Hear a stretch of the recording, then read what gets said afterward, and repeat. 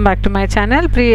Today also we are going to discuss previous year question paper. This is going to be useful for the people who are preparing for civil service and all the UPSC aspirants. And today we are going to discuss history paper 1, and maximum marks for this, as you all know, it is a 250 marks. And I used to get this question often: what is the importance of preparing for the previous year question paper? It is, if you can solving this previous year's question paper, gives you the idea of your level of preparations, and you can do a self assessment. It is a vital part of UPSC preparation. When you do mistakes, you learn from them, and this helps you to determine what strategy you should follow in continuing the preparations and identifying the strengths and weakness. So with that note, let us get into today's preparations. And you should also know this questions paper specific instructions that you can the question paper is printed in two different medium, that is in Hindi and English, and you can answer 5 attempt. A candidate has to attempt 5 questions in all. So first and 5 are compulsory, and out of remaining any 3 are to be attempted, choosing list 1 questions from each sections. And the number of marks and carried by the questions paper part is indicated against it. And answering is like, you have to answer the questions in a specified medium, that is whatever the language that you have opted at the time of applying for mains, only those mediums you can write for this answers. So without wasting much time, let us get into. So this is for the 50 marks they are giving. And identify the following places marked on maps supplied to you, and read short note of about 30 words of each of them in your questions come answers booklet. Locational ends and age of these places marked on the map are given below seriatim. So maps are also an essential part, as we've been discussing.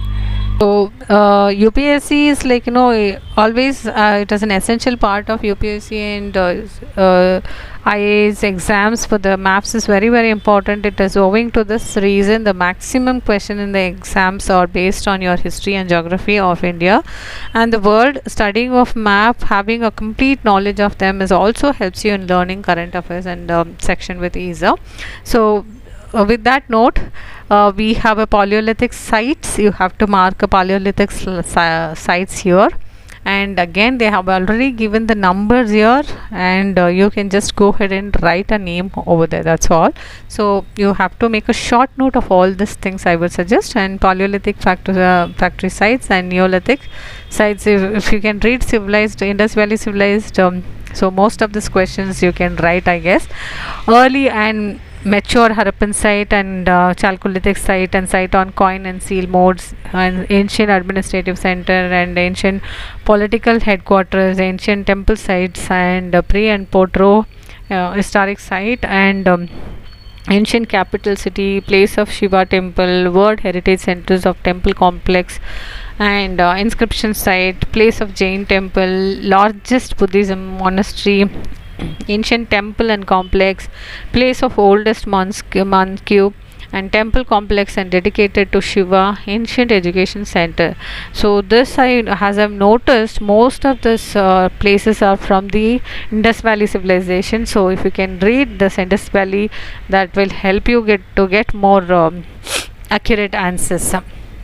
So next question is Puranas were the innovative genre of literature or to popularize and revive Vedic religion, and elaborate with examples.